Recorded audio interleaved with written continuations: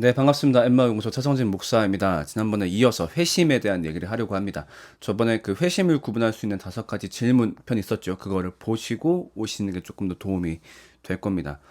제목이 굉장히 도발적입니다. 교회는 왜 회심에 관심이 없는가? 정말로 그런가부터 질문해봐야겠죠. 제가 관찰하기로는 굉장히 다수의 교회가 회심 사역 자체에 관심이 없었습니다. 왜냐면은 일단은 회심자와 회심하지 않은 자, 비회심자를 구분하려는 어떤 능력도 의지도 보이지 않았던 경우가 대부분이었어요. 그러니까 사실 지난번에 제가 회심을 구분할 수 있는 저만의 어떤 5가지 질문을 제시했잖아요. 근데 사실은 이런 식의 나름의 회심자와 비회심자를 구분하는 구분법이 저는 교회마다 있어야 된다라고 생각을 하거든요. 그래야 거기에 대한 적절한 조치를 취할 수 있을 거 아니에요. 그럼 교회마다 이런 식으로 회심자와 비회심자를 구분하는 나름의 노하우가 있어야 될 텐데 이걸 가지고 있는 교회를 많이 못 봤어요. 근데 이게 내가 관찰한 교회만 그렇겠지 혹은 내가 경험한 교회만 그렇겠지라고 생각을 하다가 이게 한국 교회 전반의 문제구나 라고 느끼게 된 계기가 있었습니다. 바로 제가 이제 군성교 할 때인데요. 뭐 아는 분들 아시겠지만 제가 군목으로서 이제 근무를 3년간 했었죠. 이제 군교회의 특징이 뭐냐면은 전국 그리스도인 청년들을 만날 수 있어요. 그러니까 전국 각지에서 몰려오잖아요. 그리고 뭐 교단도 다양하고 아니면 교회 크기도 굉장히 다양한 곳에서 막 사람들이 온단 말이에요. 그러면은 뭐 교단이든 교회 크기든 상관없이 굉장히 공통적으로 드러나는 특징이 있었어요. 뭐냐면 첫 번째 일단 다들 봉사를 겁나 잘해요. 찬양팀이면 찬양팀, PP팀에 PPT, 주보면 주보.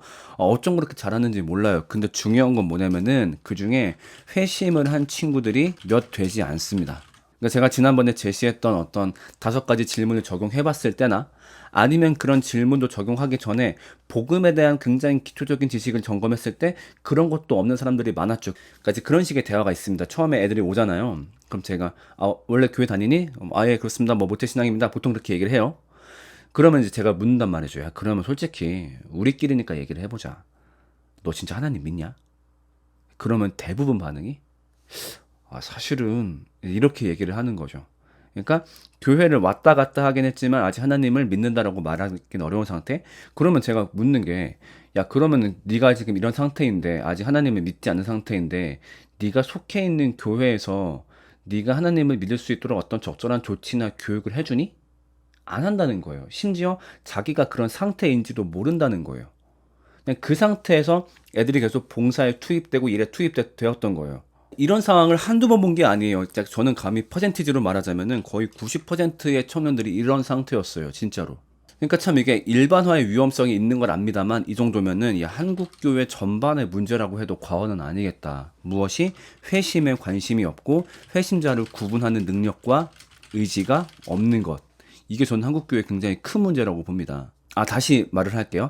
한국교회 중에서 이런 문제를 가진 교회가 굉장히 많다라고 봅니다. 그냥 한국교회라고 다 퉁치면 안 되겠죠. 자, 그러면은 이런 식으로 회심에 관심이 없는 교회들은 도대체 그 이유가 무엇일까? 저는 좀 2가지 이유를 떠올려 봤는데요. 첫 번째로요. 굉장히 좀 센 말입니다. 회심에 대한 개념이 없는 목회자가 많습니다. 근데 진짜입니다. 좀 충격적이신가요? 목회자 중에서 하나님을 믿는 게 무엇인지, 회심이 무엇인지, 그래서 진짜로 내가 하나님을 믿는지 안 믿는지 이 점검을 안 한 목회자가 의외로 생각보다 굉장히 많습니다. 이게 어떻게 가능하냐고요? 가능해요. 그냥 어려서부터 착하게 교회 다닙니다. 네, 그냥 교회 잘 다녀요. 아빠 목회자고 아니면 뭐 엄마 아빠가 교회를 다니니까 맨날 이제 교회 환경에서 살다 보니까 뭐 나름 이제 착하게 보이는 법도 잘 알고 있고 또 그 와중에 목사님을 보면서 목회자를 동경하거나 아니면 부모의 권유로 그냥 신학을 하는 거죠. 신학 와서도 그냥 배우는 겁니다. 어떤 신앙을 점검한다기보다 뭐 사복음서도 이런 책이고 바울서시 이런 책이고 그냥 이런 식으로 어떤 복음에 대한 자발적 사고가 아니라 그냥 그렇게 가란대로 와가지고 목회자가 된 사람들이 의외로 많아요. 그렇다 보니까 복음이 내 삶에 어떤 가치를 지니는 거지? 복음이 내 삶에 어떤 가치를 지니는 거지? 내가 정말로 하나님을 믿나? 복음은 실제로 내 삶에 있는 죄와 사망이라는 문제에 대한 해답인가? 내가 진짜 죄인인가? 그 죄와 사망이 예수 십자가를 통해서 어떻게 해결되었지? 이런 기초적 복음에 대한 자발적 사고를 해보지 않은 목회자가 굉장히 많아요. 그런 목회자가 교회를 차립니다. 그런 사람에게 교회를 다닌다, 회심했다, 그리스도인이다 라는 기준은 굉장히 단순해요. 그냥 열심히 교회 나온다. 아, 이러면 쟤 회심했구나. 이렇게 생각을 하는 거예요. 그냥. 왜냐면 자기도 아직 회심을 안 해봤으니까. 그게 전부 아니야? 그냥 교회 나와서 열심히 나오고 봉사하고 교제하고 잘 어울리고 설교 시간에 말씀 잘 듣고 예배 잘 참석하고 그게 전부지 뭐. 그 다음에 전 두 번째 원인이 뭐라고 생각하냐면은 많은 분들이 짐작하시겠지만 봉사병이라고 생각합니다. 자, 회심을 유발하기 위해선 무엇이 필수적이죠? 교육과 양육이 필수적입니다. 자, 그런데 시간은 제한적이죠. 자, 그런데 성도들이 교회에 머무는 시간은 제한적입니다. 어떤 선택의 문제가 발생하죠. 교육과 양육에 집중을 하게 되면은 당연히 그 사람이 봉사할 시간이 줄어들게 됩니다. 어떤 조직과 기관을 운영하는데 봉사자가 많이 필요하거든요. 그러니까 그냥 이거 스킵해버리는 겁니다. 그냥 아예 봉사해. 그러니까 실제적인 예를 한번 들어볼게요. 어떤 반주자가 있습니다. 근데 이 친구를 면밀히 살펴봤더니 아직 회심한 상태가 아니었던 거죠. 그래서 얘한테 회심을 하기 위해서 여기 위에 있는 교육과 양육을 해야 되겠네. 근데 이미 이 반주자가 1부 예배, 2부 예배, 오후 예배, 학생 예배, 청년 예배까지 반주를 다 하고 있어요. 이 중에 시간을 빼서 교육 양육하려니까 이건 뭐가 안 돌아갈 것 같은 거지. 그러니까 스킵해버리죠. 얘가 회심하지 않았다는 걸 알아도 애써 무시해버립니다. 그러면서 굉장히 말도 안 되는 이유를 갖다 붙입니다. 봉사하다 보면 알게 될 거야. 예수님이 이러셨나요?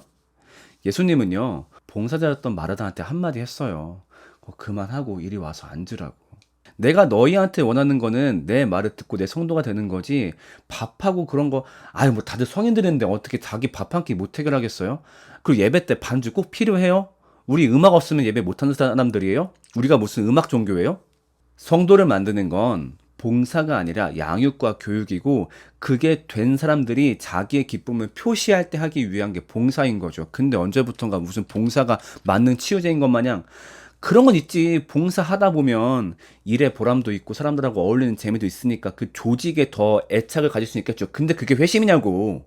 그 조직의 충직한 구성원을 만드는데 효율적인 방법인 건 맞아요. 근데 그게 아니라 그 교회의 어떤 종이 아니라 정말로 하나님의 종, 예수님의 종을 만드는 작업이 봉사가 될 수 있겠냐고요. 아니라는 거죠. 그런데 많은 교회가 봉사병에 걸려가지고 이 작업을 하지 않는다는 겁니다. 일부 성도들도 마찬가지예요. 봉사병 걸린 성도들 있어요.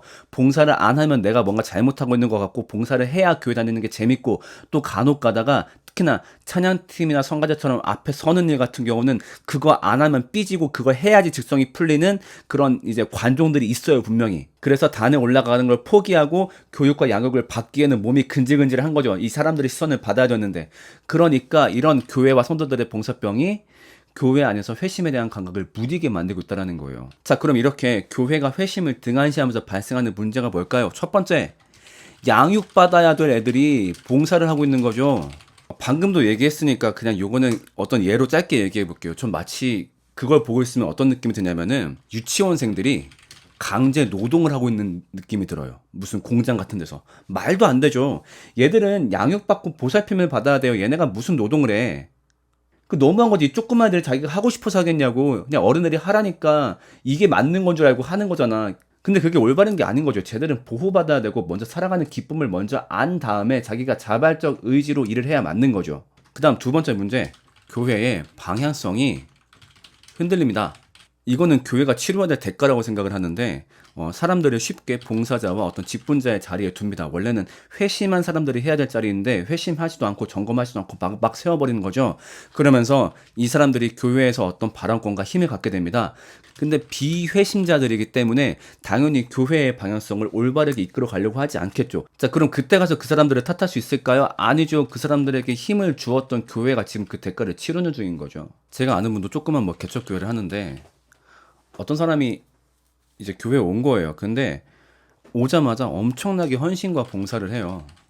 그러니까 돈이 좀 많았어, 그 사람이. 그래가지고 막 엄청 헌신하고 봉사를 하는 거지. 그러면서 이 목사님이 미안하지만 그 회심에 대한 개념이 있는 사람이 아니었어요. 그러니까 이 사람이 왜 이렇게까지 하는지 체크하는 게 아니라 헌신하고 봉사를 많이 하니까 이 사람을 믿어가지고 어떤 교회 일을 막 맡겼습니다. 근데 알고 봤더니 그 양반이 그 찬양팀 하고 있던 자매 한 명한테 빠져가지고 막 그렇게 했던 거예요. 그래서 그 자매한테 잘 보이기 위해서 사업가인가 그랬었는데 막 뭐 교회에다 차도 기증하고 막 했던 거죠. 사실 알고 봤더니 막 룸사롱 출입하는 그런 사람이었고, 근데 그 사람한테 교회 일을 맡겼다가 교회가 이제 홀라당 뒤집어진 일이 발생했었죠. 전 솔직히 말하면 쌤통이라고 봅니다. 교회에 사람이 찾아와요. 목회자가 할 일이 뭐냐고. 그 사람이 회심자인지 아닌지부터 점검을 해야지. 헌신하고 봉사를 해요. 그 이유가 뭔지 먼저 살펴봤어야지. 이 사람이 구원에 대한 감격 때문에 이걸 하는 건가? 아니면 다른 외적인 이유가 있는 것인가? 자, 그렇다면은 대안은 무엇이냐라고 했을 때 저는 많은 교회들이 그 대안을 잘 보여주고 있다라고 생각합니다. 제가 알고 있는 좋은 사례들도 많이 있고, 대표적인 게 여러분도 잘 알고 있는 나들목 교회의 사례라고 할 수 있겠죠. 정회원 제도를 도입하고, 그리고 이제 세례를 쉽게 주지 않는 거죠. 그러니까 세례가 마치 무슨 교회 오면은 입문 과정 이런 식의 세례가 아니라 정말로 상세하게 이 사람을 파고 파서 회심했다는 것이 확인되면 그때 세례를 주는 거죠. 이것이 원래 맞죠. 초대교회는 세례 줄 때 3년 걸렸어요. 3년. 이 사람에게 복음의 정수를 충분히 가르치고 정말로 그것을 믿어서 삶에서 드러나는지까지 체크하기 위한 시간이 3년이었던 거죠. 지금도 저는 그만큼은 걸려야 된다고 봐요. 그래야 그 사람을 성도라고 부를 수 있는 거죠. 자, 아무튼 오늘 이야기를 좀 되짚어 본다면은 굉장히 가슴 아픈 현실입니다. 실제로 많은 한국 교회가 회심에 관심이 없습니다. 여기에다가 관심을 가져야 될 이유도 모르고 혹은 능력도 의지도 없습니다. 그렇기 때문에 이 영상을 보시는 여러분들이 목회자인지 아니면 성도분들인지는 모르겠지만은 여러분들이라도 마땅히 교회가 회심자와 비회심자를 구분하는 능력을 갖추어야 되며 비회심자들에게 마땅한 교육과 양육을 해줘야 되고 봉사는 오로지 회심한 자들이 할 수 있는 그런 환경이 되어야 된다라는 목소리를 각 교회에서 좀 내어주시면 좋겠습니다. 저는 또 다음 시간에 뵙겠습니다. 안녕!